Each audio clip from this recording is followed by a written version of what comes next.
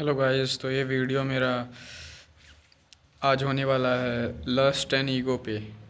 ये दो चीज़ें मैन को बर्बाद कर देती हैं completely। They can literally destroy your life and I will tell why. थोड़ा माफ़ करना, मेरी थोड़ी तबीयत ठीक है। मैं अपनी वीकनेस पे ही काम करता हूँ, चाहे मैं वीक हूँ या स्ट्रॉन्ग, मैं काम करता हूँ और ऐसा सबको करना चाहिए, क्योंकि जब तक हम जिंदा हैं करने के लिए काम। तो ठंड वगैरह मेरे को लग गई थी। तो आप क्या है, ठंड के लिए ग्लव्स और टोपे वगैरह सब, जैकेट वगैरह सब पहन के रखिएगा। ठंड मेरे इधर भोपाल में ज़ोरदार पड़ रही है। तो चलते हैं, शुरू करते हैं वीडियो को। तो मैं कह रहा था कि मैन को ईगो, घमंड एंड लस्ट, हवस कंप्लीटली डिस्ट्रॉय कर सकती है। ये मैं अपने पर्सनल एक्सपीरियंस से बताना चाहूँगा। ईगो की बात कहाँ से आई? ये मेरे स्टूडेंट लाइफ से आई। जब क्लास 9th में था मैं, 8th के मिड से मैं अच्छे से स्कोर करने लगा था मैथ्स में और भी सब्जेक्ट्स में। ओवरऑल इम्प्रूवमेंट था मेरा, क्योंकि मैं एक सर थे, मैथ्स टीचर थे, गेस्ट टीचर थे, यंग टीचर थे, फ्रेशर। उनकी बात मैंने थोड़ा सा ध्यान से सुन ली थी। वो बोल रहे थे, तुम अपने मम्मी पापा का पैसा बर्बाद कर रहे हो। तो हम सब लोग हंस रहे थे, मैं भी थोड़ा पहले हंसा था, फिर थोड़ा मैं शांत होकर सुनने लगा कि तुम अपने मम्मी पापा का पैसा बर्बाद कर रहे हो। कोई किसी के मम्मी पापा ड्राइवर हैं, किसी के कुछ हैं, शॉप चलाते हैं, तो जो जो करके वो मेहनत से पैसा कमाते हैं, वो फीस देते हैं 5,000 महीने की तुम्हारी, और तुम यहाँ ही हा करने आते हो। तो उनकी बात मेरे को बहुत डीप टच करी। उसके बाद मैंने पढ़ना शुरू कर दिया, चाहे अच्छा लगे या ना लगे, लेकिन फिर 1-2 महीने बाद बहुत अच्छा लगने लगा मेरे को। मैं सारी चीज़ें समझने लगा। इसका मतलब यह है कि जब आप चीज़ों को समझते हो, फोर्स करके करते हो, तब भी समझ में आ सकती हैं, अगर मन हो या ना हो फिर भी। एक मोटिवेशन था जो कि हर सुबह नहीं सुनना पड़ता। एक लाइन अगर आपको डीप छू गई तो वो मोटिवेशन लाइफ लॉन्ग रह सकता है। पर मैं बताऊंगा यहाँ घमंड का क्या रोल है आगे। फिर क्या हुआ कि मेरे सब कुछ सही चल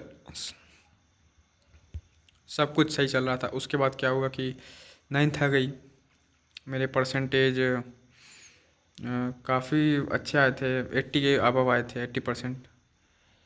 वो भी वो भी मेजर स्कोर मिड 8th के बाद से आया था। 9th में मेरे 88% बने थे। 4th आया था मैं टॉप पर। बहुत खुशी हुई थी, भले 4th आया था। सब लोग चौंक गए थे कि भाई तुमने एक साल में इतना ज़्यादा स्केल अप कैसे कर लिया। तो वो बात की बातें हैं। मैं ये बताना चाहता हूँ कि ये स्केल डाउन कैसे हुआ। ये हुआ था ईगो से। मैं सोचता था भाई 11th में, हाँ 10th के बाद, कि यार ये टीचर क्या बता रहा है, मेरे को तो सब आता है, मैं इससे ज़्यादा जानता हूँ। फिजिक्स टीचर आई थी, एक मैडम थी, तो बता रही थी यार ये सब मैं पहले ही पढ़ चुका हूँ, मैं सब फालतू की चीज़ें हैं। घमंड आ गया था। I know everything, I have to not study, I know everything. बिना पढ़े मैं पास हो जाऊँगा, पास क्या टॉप कर लूँगा। 4th रैंक आई थी। ईगो बहुत ज़्यादा आ गया था इतना कम सफलता में। तो तब से मेरा डाउनफॉल शुरू हो गया। 11th में मेरे 48% कुछ आए थे शायद, फेल होते तो बचा था। फिर 12th में मैंने घिसाई कर करके, नींदें हराम कर करके, हाइट की ग्रोथ पोटेंशियल कम कर करके, 3-4 घंटे सो के 78 ले आया मैं परसेंटेज। मैथ्स में फिर भी बहुत कम थी, क्योंकि भाई तुमने मेजर सब्जेक्ट की लंका लगा दी, प्रैक्टिस नहीं कर रहे थे तुम, घमंड में थे हो गए थे। आखिरी में मैथ्स में कुछ नहीं होता, रगड़ दो तुम, एक रात 2 रात, हफ्ता रगड़ दो, रात भर कुछ नहीं होगा। तुम्हें नहीं आता तो नहीं आता, एक आध क्वेश्चन रट के घंटा पास हो जाओगी। तो ये थी मेरे ईगो की सेल्फ डिस्ट्रक्शन, मेरी ईगो की वजह से मेरी। एंड सेकंड चीज़ है लस्ट। लस्ट 6th क्लास की बात है वो। लस्ट में आपका दिमाग जो है, लॉजिकल ब्रेन, वो काम नहीं करता, शट डाउन टाइप हो जाता है। प्री फ्रंटल कॉर्टेक्स, वो जो प्री हिस्टोरिक ब्रेन होता है ना, वो पीछे साइड होता है, वो काम करता है। उसमें आप बस अपनी नेचुरल टेंडेंसीज़ को रखते हो माइंड में, बाकी सब भाड़ में जाए। बाकी सब दिखते हुए भी आपको लगता है ओह, आई नीड इट, बस एक बार दिला दे। So due to that I have to face many consequences. My father was also facing consequences. He was insulted by principal, so that was also the turning point, deep ticking inside like a bomb to explode my success of 8th, ninth, 10th. Then 12th became depressing. That later on topic, बात का topic है। मैं ये कहना चाह रहा था कि हवस can destroy you as a teenager, as a child, as a adult, everything. I love my parents, my both parents, mother, father. That was the only reason that I had overcome that form of severe madness for a girl whom I had never talked. She was like a crush, and she was right at her place, maybe. But if you never talk to a girl and assume that whatever dreams you in your mind are, and directly you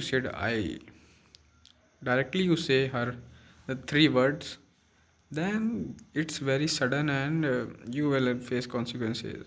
I was 12 years old and I had not much maturity then.